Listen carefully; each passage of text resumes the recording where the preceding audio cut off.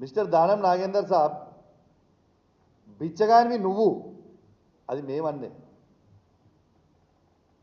మీ ముఖ్యమంత్రి నువ్వు బిచ్చగానివి దివాన్ షా బార్ దగ్గర బీడీలు అమ్ముకుంటున్నావు అని అన్నది మీ ముఖ్యమంత్రి రేవంత్ రెడ్డి గారు.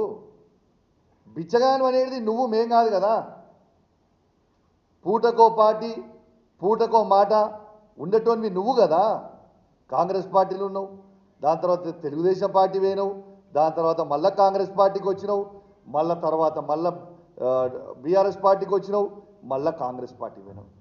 You are named as a cheater of Hyderabad. నీకంటే పెద్ద చీటర్ ఈ ప్రపంచంలోనే లేడు. ఫ్రస్ట్రేషన్లో మాట్లాడుతూ ఉన్నావు.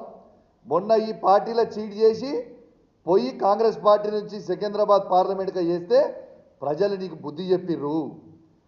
రేపు నువ్వు ఎమ్మెల్యేగా కాదు, మాజీ ఎమ్మెల్యేగా శాశ్వతంగా మిగిలిపోతావు. గ్యారెంటీ నాగేందర్ రాసి పెట్టుకో అని చెప్తా ఉన్నాను. ఇక కడియం శ్రీహరి మాట్లాడిండు, రెండో బెంచ్ ఉన్నదట, మూడో బెంచ్ ఉంటుందట. అరే మీకు సిగ్గులు శరాలు లేవా? నేను అడుగుతున్న పార్టీలు మారిన వాళ్ళకి లేవా? మీకు సిగ్గు శరము లజ్జ మానం ఇజ్జత్ లేని వాళ్ళ మీరు మొగోళ్ళే కదా, పెద్ద పిగుడుగాలే కదా మీరంతా. మరి మీకు దమ్ముంటే రాజీనామా చేసి ఎలక్షన్ రాదు, ప్రజలు జవాబు చెప్తారు కదా.